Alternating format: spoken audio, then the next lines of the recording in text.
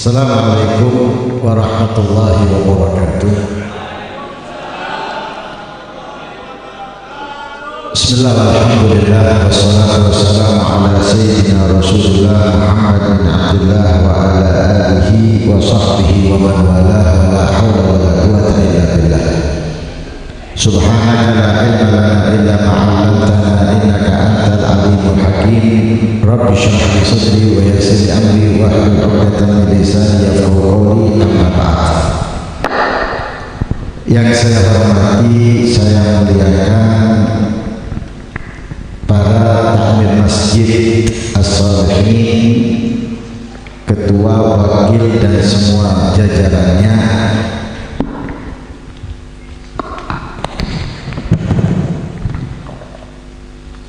dan perangkat desa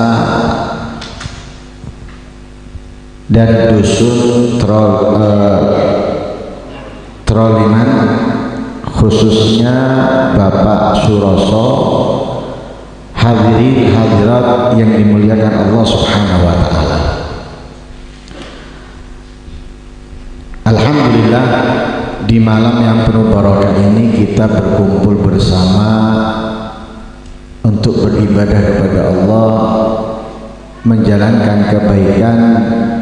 Semoga amal kita di malam yang penuh barokah ini diterima oleh Allah Subhanahu wa ta'ala dan menjadi perantara kita mendapatkan rahmatnya Allah dan masuk surganya. Amin Allahumma amin. Gak usah panjang lebar, tutup poin mawon, langsung. Kita hidup ini dengan kenikmatan dari Allah tanpa melihat background, mau dia itu Islam, beriman, ataupun kafir, munafik. Semuanya hidup dengan kenikmatan dari Allah. Kenikmatan itu terlihat ataupun tidak, dirasakan ataupun tidak.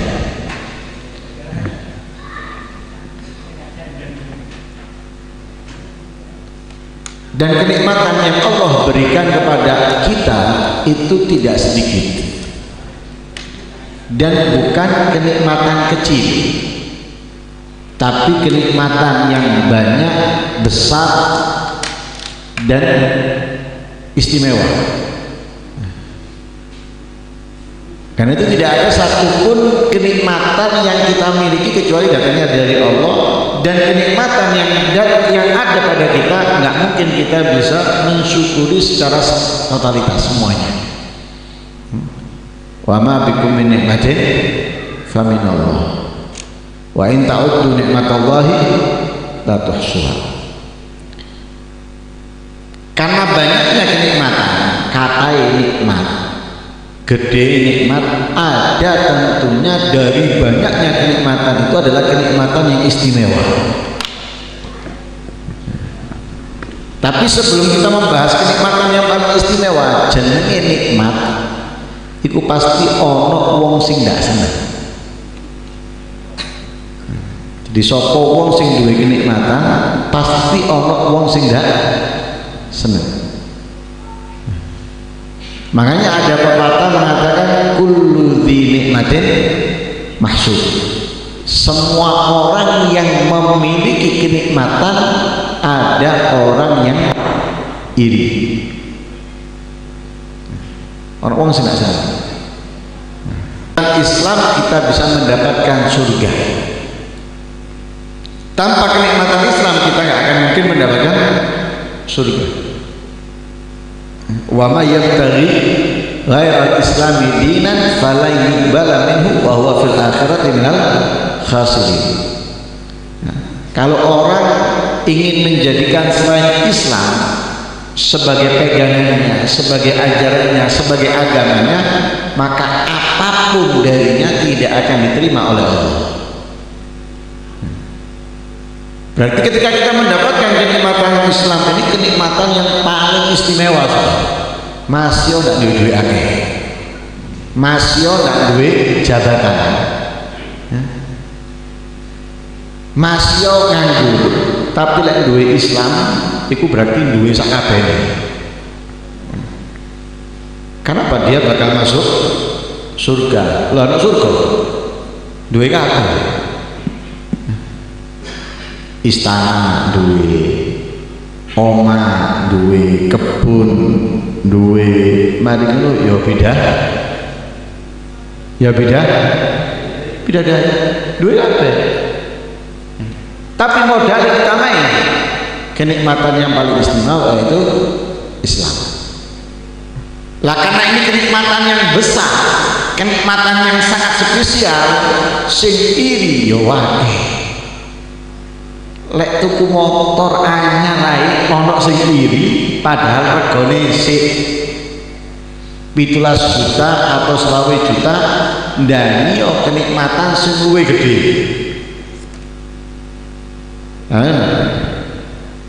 Tuku HP anyar ae wis regane 10 juta, ndelok HP ini anyar, wah ya HP anyar ditutup-tutupno.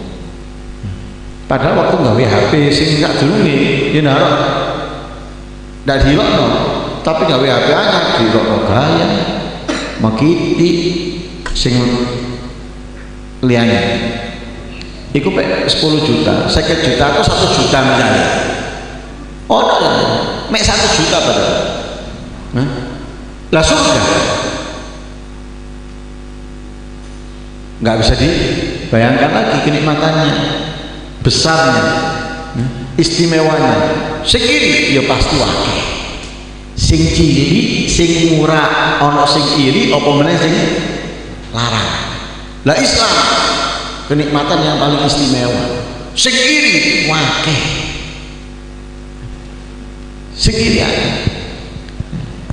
sing ketok mencolok iri ambil Islam itu Yahudi, Nasoro, iku sing paling mencolok gak seneng ambil Islam. Sebagaimana Allah firmankan dalam Al-Quran, walan tarda ankal yahudu walan nasara hatta tattabi'a millatahum.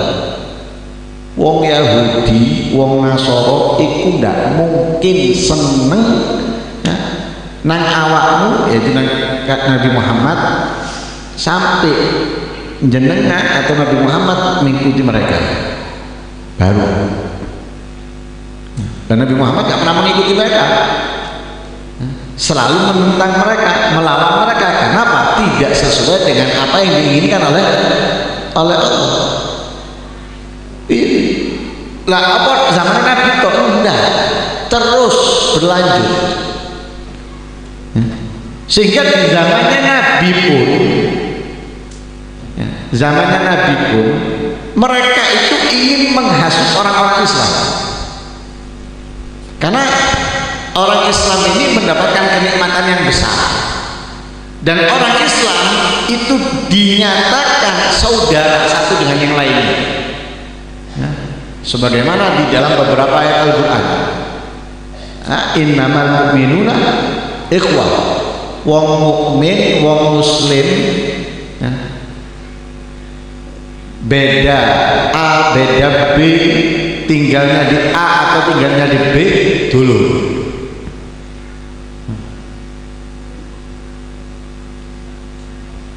Dan ketika jenengan misalnya punya anak menikah dengan daerah A dengan daerah B, atau sana provinsinya atau beda provinsinya, ya, atau bahkan beda negara, podo Islam, diajeni apa betul? Diajeni, dihormati. Apa hubungannya? Keluarga? Tidak ada hubungan family, tidak ada. Tapi karena satu agama akhirnya apa? Dihormati. Kok bisa? Memang itulah yang diperintahkan oleh Allah, innamal mu'minuna ikhwah. Tapi di zamannya Nabi ada kelompok-kelompok orang yang ingin menghancurkan, sehingga datang ayat Al-Quran, yang mengingatkan mereka yang tadinya kalian berselisih dengan Islam, kalian ini sudah bersatu dan menjadi saudara. Fa asbahtum bi ni'matihi ikhwana. Dengan kenikmatannya Allah, ya, kalian ini menjadi seperti saudara. Lah ini pakai sendiri ingin menghancurkan Islam. Lah menghancurkan Islam ini terkadang bukan dari orang luar, tapi dari orang Islamnya sendiri yang kemakan oleh hasutan mereka. Artinya apa? Mereka mendapatkan biaya, mendapatkan dana dari orang-orang Yahudi dan Nasrani. Negeri, negara yang merdeka, memiliki apa kekayaan seperti Indonesia misalnya, ini ada pengkhianatnya, itu pasti ada. Lah pengkhianat ini dipilih oleh siapa? Oleh orang luar yang dibiayai dan sebagainya. Untuk apa? Untuk memberikan informasi kepada mereka, untuk apa? Menjatuhkan negara. Ini contoh, ya, contoh. Di negara lain pun sama seperti itu. Negara lain ketika memiliki penghasilan yang besar, musuh dari negara tersebut pasti memiliki penyusup. Lah penyusupnya bukan dari negara lain, dari orang negara itu sendiri. Lah kita sama, kita sesama Muslim ini saudara. Dimanapun saudara, makanya haji nih nggak sih podo. Hajinya kemana? Ke Mekah, ke Ka'bah, tawaf. Kegiatannya sama, muteri Ka'bah, ya, 7 kali, mari sa'i, Safa, Marwah. Nabinya sama, yang dimuliakan, yang diagungkan Nabi Muhammad. Orang yang ini jangan dimusuhi. Ya. Karena apa? Karena mereka itu sedang sakit. Masuk wong loro di kapok ojo. Ya, orang yang kiri itu sakit. Lah kita perlu bantu untuk mengobatinya. Nah, kita perlu bantu untuk mengobatinya. Lah mengobatinya, ya jangan kita tunjukkan kepada dia seperti mengolok-olok. Ini akhirnya apa? Semakin sakitnya itu akan semakin parah. Tapi kita justru ya menutupi atau menghindarkan sesuatu yang bisa membuat irinya itu semakin kambuh, ya, semakin parah. Kita berusaha untuk mengobati dan menghilangkan. Jadi jangan dibenci orang yang iri itu, tapi kita perlu mengobatinya. Makanya kalau kita punya kenikmatan, itu ada kenikmatan yang perlu kita ekspos, yang perlu kita tampilkan, yang perlu kita tunjukkan. Ada kenikmatan itu jangan ditampilkan, jangan ditunjukkan. Perintahnya Allah ketika kita memiliki kenikmatan untuk ditampilkan, tapi tampilkan ini bukan kepada semua orang, kepada orang-orang tertentu. Ada kenikmatan yang memang perlu kita tampilkan semua orang, yang mana semua orang itu memilikinya, mendapatkannya. Tapi kalau tidak semua orang mendapatkannya, apalagi hanya sedikit orang, maka kenikmatan itu jangan ditampilkan untuk semua orang. Misal kita mendapatkan kenikmatan rezeki, kebetulan tetangga kita enggak, kanan kiri enggak, akhirnya dengan rezeki ini kita memberikan sesuatu untuk anak kita atau untuk keluarga kita. Lah kalau kita nggak bisa membagi apa yang kita dapatkan kepada kanan kiri, maka hendaknya itu kita hanya lakukan ada di dalam rumah. Misal beli buah-buahan, ya makanya di rumah ojo dipangan ono ngarepe oma atau digo metu. Akhirnya kok sakno, yang tadinya ndak ono mangkele akhirnya jadi mangkel. Dan juga ganggu anaknya lek kepingin jauh nang wong tuane ndak sekentokno kan gelo anake. Lo tambah ngamuk bapak iki gara-gara anaknya iki. Nah salah ya. Makanya kenikmatan ini ada yang perlu kita ekspos, yang kita tampilkan, ada yang tidak. Kalau kita mau ekspos, kita harus pikir-pikir dulu, pantas atau tidak, kepada siapa kita mau eksposnya, agar apa, tidak menimbulkan masalah di kemudian hari kepada orang-orang yang iri. Karena orang yang iri kasih, nah, mereka itu semakin iri semakin sakit, ya, semakin iri semakin sakit, ya. Akhirnya kok tadinya penyakit batin pada manusia penyakit dohir, ya. Karena orang kalau sudah kepikiran macam-macam itu akhirnya asam lambung, nah kan gitu lah, akhirnya nggak dua asam lambung dari dua asam lambung lah. Itu makanya kita punya kenikmatan yang istimewa ini perlu kita jaga. Apalagi kita dengarkan tadi Bapak Kepala Desa mengatakan dari musola ada masjid. Ini berarti menunjukkan apa? Islamnya semakin berkembang, ya, Islamnya semakin berkembang, semakin besar. Apalagi ada suplai dana yang besar dari satu orang misalnya, nah, donatur terbesar. Ya, kita harapkan semua menjadi donatur besar insya Allah. Nah, berarti kan sugi kabeh. Lek sugi kabeh dan sendiri kan, podo sugi ini, ya, menjadi donatur besar semuanya insya Allah, makmur masjidnya, nah, dan semuanya rukun, baik warga